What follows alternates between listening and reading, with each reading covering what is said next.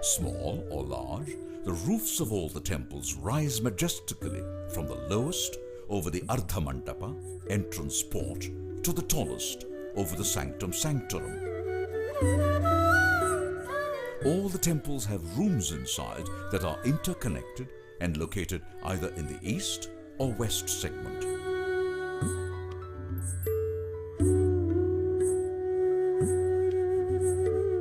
The entrance to all temples is through the Ardha Mandapa, entrance porch that leads to the Mandapa, assembly hall.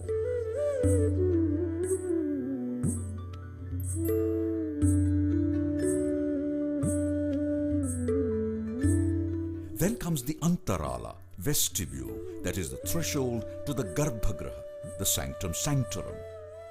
Here, the cult image is enshrined for worship.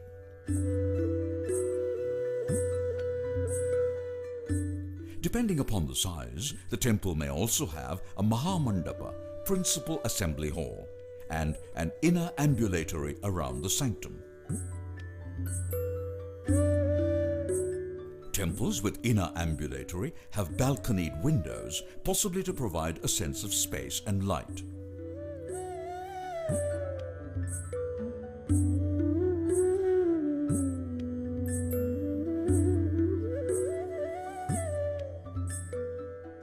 A few of the large temples follow the Panchayatana layout with subsidiary shrines in the four corners.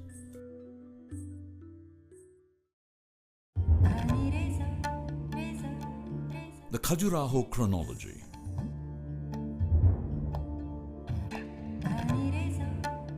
There is no historical data available about the chronology of Khajuraho temples.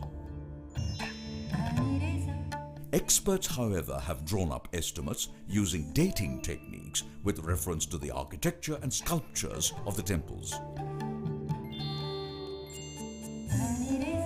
Based on this data, the temples have been categorized into two groups. One group comprises the temples built earlier, partially with granite and partially with sandstone.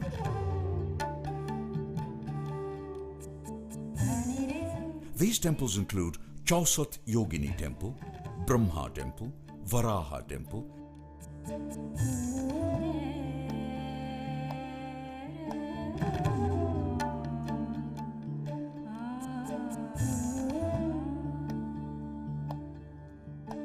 The second group is comprised of temples built entirely with sandstone.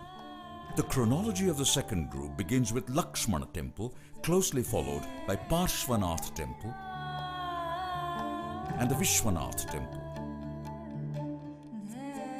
The sculptures of the three temples are resplendent with classical flavor. They showcase perfectly proportionate figures and admirable balance. The Chitragupt and Jagadambi temples show progressive honing of mastery and skills, as evidenced by their being the most artistic sculptures in Khajuraho.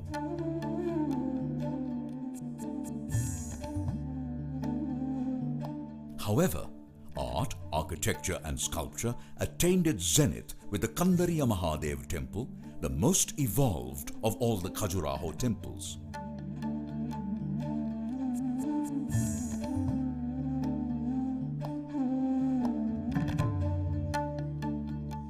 It comprises of 84 shikharas or spires.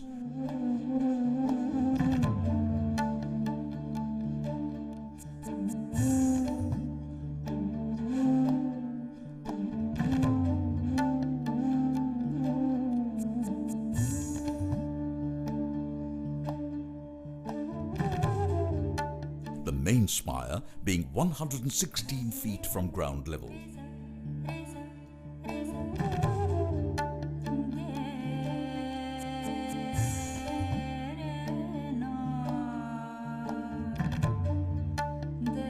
The human figures have distinctive physiognomy and are noticeably slender and tall. The temple houses the largest variety of Apsara figures.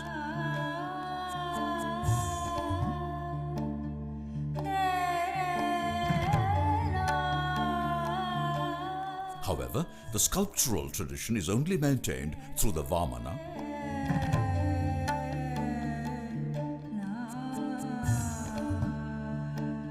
and Adinath temples.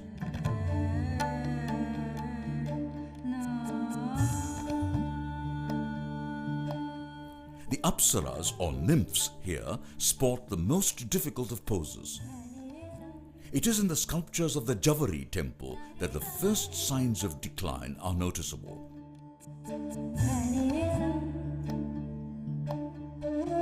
Bordering on decadence at the Chaturabhuja temple. The figures in these temples are nondescript, totally lacking in effervescence so evident in the former temples.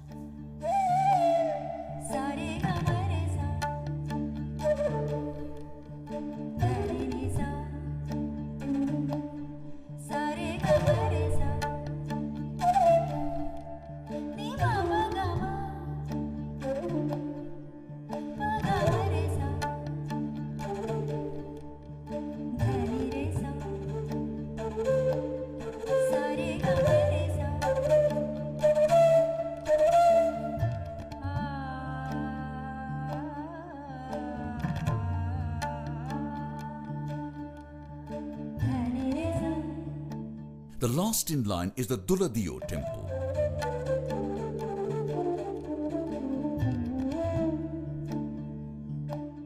The eroticism and mysticism apparent in all the other temples is absolutely lost in this garish and lackluster edifice.